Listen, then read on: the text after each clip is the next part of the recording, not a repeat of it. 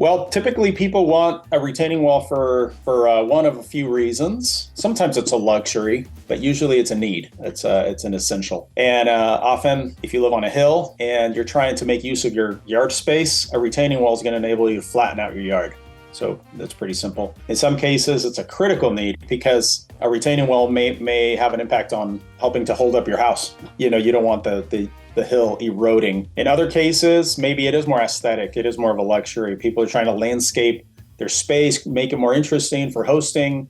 And so they want to make their yard have different areas for entertainment or just so that their kids can have a place to play.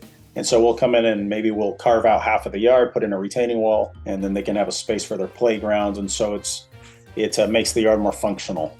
If you'd like to learn more about New Life Rockeries, please contact us and we'd be happy to provide a free consultation.